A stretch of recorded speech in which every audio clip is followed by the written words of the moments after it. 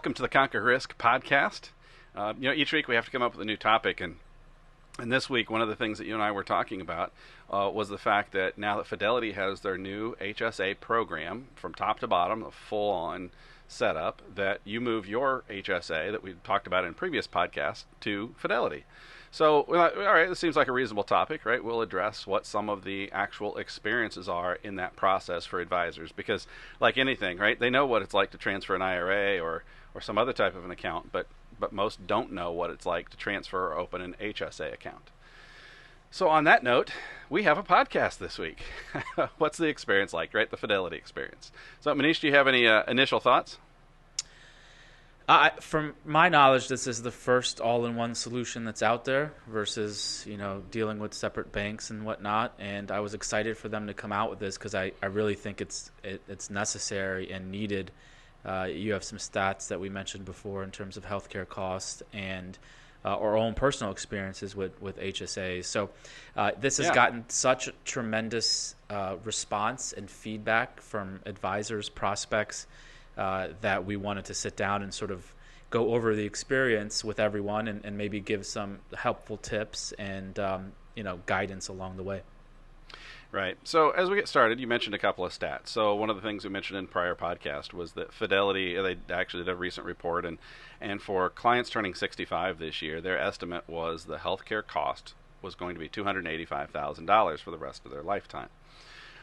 So therein lies the benefit of an HSA, the ability to use the triple tax-free function to be able to not only save or spend, but also potentially to invest and use that tax-free growth to help fund that long-term healthcare cost. So, as we go through this, I mean, what are some of the things that you think we should be thinking about right out of the gate for small business owners? Well, this is why it's important for advisors, is because small business owners, and bear with me while I dive through this. I don't know for LLCs and C Corps, but for S Corp, if you're a 2% S Corp owner, you can't participate in your company's HSA plan. And what that means is most companies usually open an HSA or use an HSA provider with someone that integrates with their payroll. Right, because it's easy to contribute to employees. It's easy for employees to then contribute to their own account. What the law stipulates is that business owners can't participate in that plan, but they can always open an HSA account any way they want outside of the plan. They use after-tax money, and then it's a line item deduction on their tax return. So the reason that's important is because if you're working with small business owners as a financial advisor, not only can you encourage the HSA to help their employees, their owner can also open that plan outside. Great example is you and I. We have HSAs for our employees. I don't participate in it. I can move that account wherever I want. You are not on the Potomac Healthcare, go through your wife, and therefore your HSA is where? It's a UMB. Okay, which you've never seen or can move, right? Yeah, exactly. Well, that's one of the things that we run into. One of the issues with HSA, some employers will open this process up, but they will restrict it. And so her plan, and we're there because of some other reasons. It makes more sense for our entire family to be with one plan, saves deductible dollars. But yeah, you can't move the HSA. So this opportunity for advisors is really for the small business owners. Yeah. Okay. Yeah, I mean, I think for the most part, and the reality is, right, I think it's good to talk about this. The investment side of the equation for an HSA, which is where advisors get involved, outside of just, being good advisors and helping their clients out, whether they can make money or not. The investment side of the equation is only valid if the client can afford to pay for the healthcare costs of that deductible out of their own after-tax dollars. Right, because the idea is you put money in the HSA and you let it stay there and you invest it and you get growth because that growth will be tax-free. So if you're going to use it like a save and spend, the dollars come in and then the client's going to use their debit card, which lends itself to the Fidelity benefits, right, all in one spot. They have a card, they can make that healthcare payment, they can get their process going. Then they're never building up dollars in the HSA. So that's a different conversation.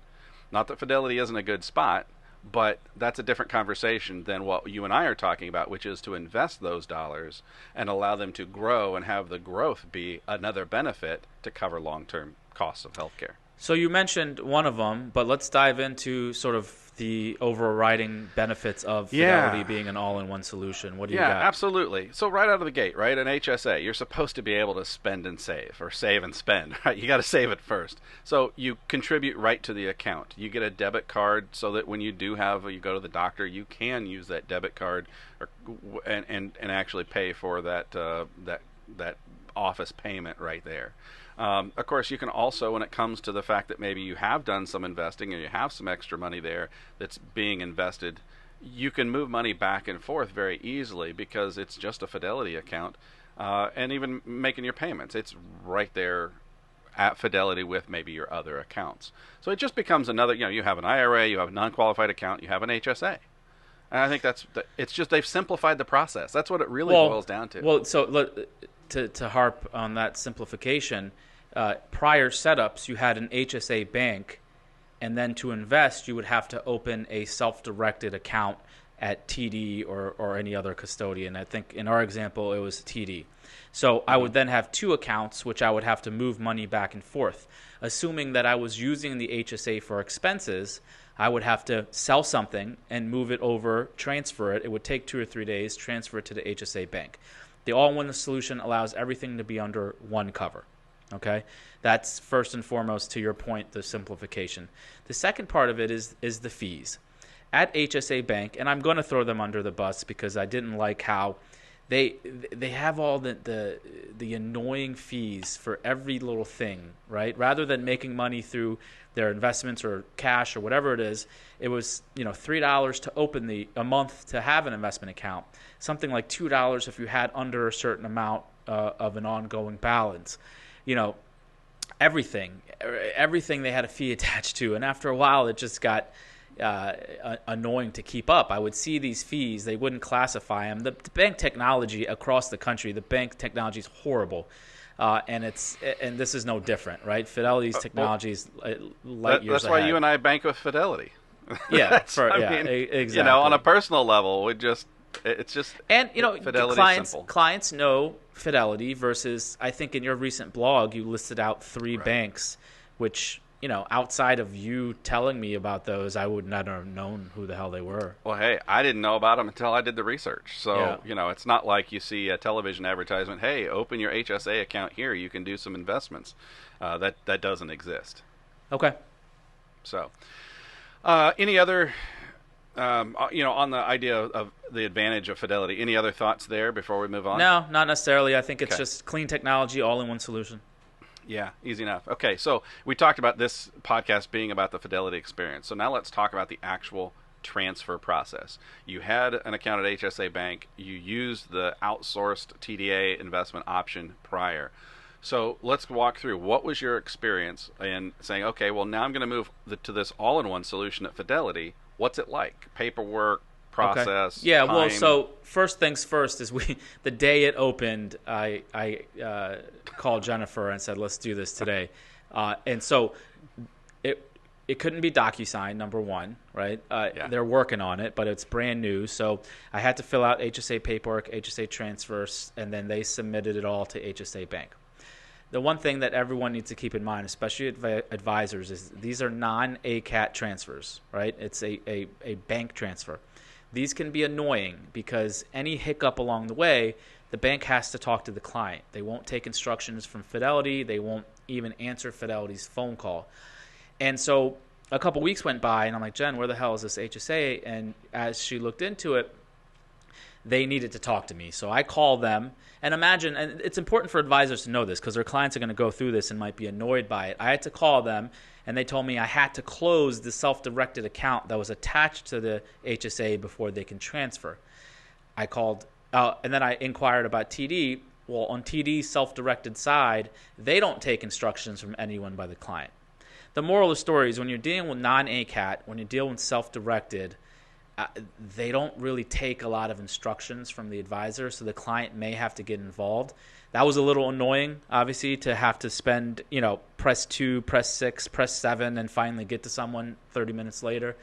But it's life. It's a bank transfer. That's what you have to deal with. So, but we got it over in about 6 weeks, which, Jesus Christ, it's 2020, and it took 6 weeks to transfer transfer that money. But overall, now that it's here, I'm happy with everything in terms of the process.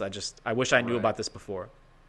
Right. Well, and I think that goes to some of the uniqueness of the HSA. I mean, look, the reality is if you're talking to your small business clients about this, you're bringing an idea to them that they haven't heard before, right? But apart from that, the reality is this whole process is new, not just for Fidelity, but in the scheme of, HSA has been around for a few years, but the reality is, right, this whole transfer from one to another is new. And so you just have to know that in advance.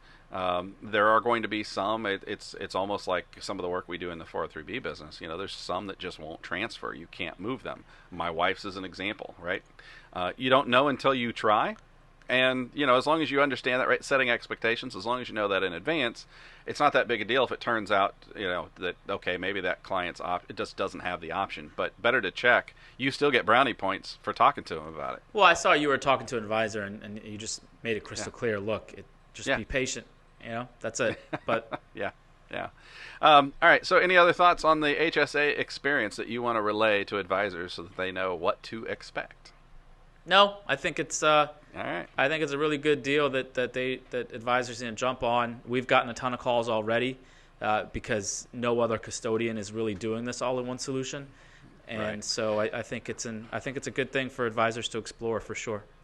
Yeah, absolutely. And that's really the conclusion, right? Fidelity is they're the main player in the game who finally went out and put together the one-stop save, spend, and invest combination so that whatever the decision of the client, it's simplified, it's all in one, it's right there with their other accounts. I do have one more thing. Enough. Little self-promotion.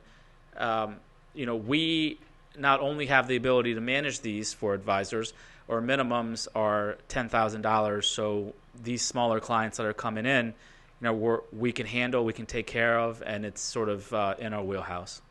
Yeah, absolutely. And we discussed that a little bit in our earlier podcast in reference to the fact that, look, this is healthcare dollars. You don't know what's going to happen to the client. They could need that money, even though they thought they were going to just do nothing but invest for the next 10 years. So, using risk-managed process with those investment dollars is probably wise. Let's move on to recommendations. What's your recommendations this week, buddy? That's not financial advice, by the way.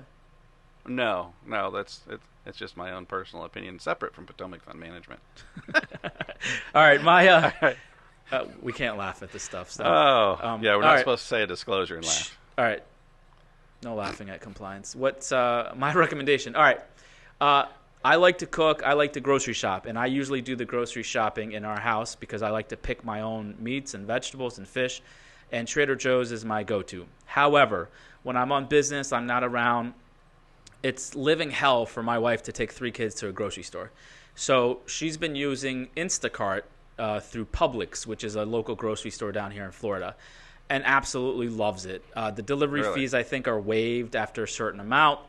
The downside is someone else is picking stuff for you, so you may not like their selection of apples or asparagus. But look, you're getting delivered groceries to your counter. So they bring it up, they knock on the door, they put it on the counter. Depending on the driver, they may actually unbag it for you as well. And so she's been using Instacart with Publix, absolutely loves it because she doesn't have to go to the grocery store. And I think I will never do it because I enjoy it. But for those who don't, I think it's a good experience to check out. That's interesting that you say that, right? You're right. You're sort of left with whatever that person happens to pick out for you. This is not something that we normally do, but a few months ago we ran into a situation where that was the best option. And I got to admit, I don't even remember who it was. And my thought process changed a little bit because we got some things, like I said, that we want pork chops. Well, whatever, right? They brought some things to us that weren't the same exact brand or the same exact iteration, but frankly, they were as good, if not better. And I started thinking through this process, and you know what? For the people that they have that are actually doing the shopping for this iteration, if they don't train them to make sure that they're picking the very best of what happens to be available at that time, then they're more likely to lose that service operation for that same person next time, right? Because if you get a bunch of bad apples with worms in them, you're not going to order them anymore. Are you right? saying that the grocery cart picker needs to be a fiduciary and act in the client's best interest? No. Yeah, I mean, frankly, it's kind of brilliant. And if I were in one spot instead of moving around so much in the RV, I think we'd probably be doing the same thing and just skip the whole grocery trip. There it is. There it is. I thought we'd get through a podcast without hearing RV, but it's there. You got to do what you got to do. All right, what do you got? So look, this is not a recommendation, by the way. If I'm reading this OneNote correctly, this is bullshit. You need to just skip it. Nope, I'm not skipping it, baby. By the time you watch this podcast, the Chiefs better be on their way to the Super Bowl. If you haven't forget the Chiefs. If you don't like the Chiefs, I get it, right? I mean, maybe you're from Philly, and there's no way in hell. Well, they would because they like Andy Reid, right? If you're from some other town and you like your own team, I get it, Redskin. But in the scheme of things, Patrick Mahomes, I mean, how can you not love our quarterback? You know? I mean, easy. The kid is unbelievably talented, and the stuff that he pulls off with the receivers and tight end and so forth we have, man, it is fun to watch. Even if we're down. Look. I am so fired up, ready for a Super Bowl. Next year, when you're paying him $40 million a year, he's going to have to throw the ball to himself. You know, as it so happens, against the next foe, the Tennessee Titans last year, we lost a game because of that. Their quarterback, Mariota, threw one. It bounced off somebody, and he caught it and jumped into the end zone. So, you know, it is possible, and the quarterback can catch his own pass and score. On that note, I got to go. All right, we're out. Hey, subscribe. We appreciate the following. And if you have any questions, reach out to PotomacFund.com and go to the Connect Us page. Peace. Go Chiefs.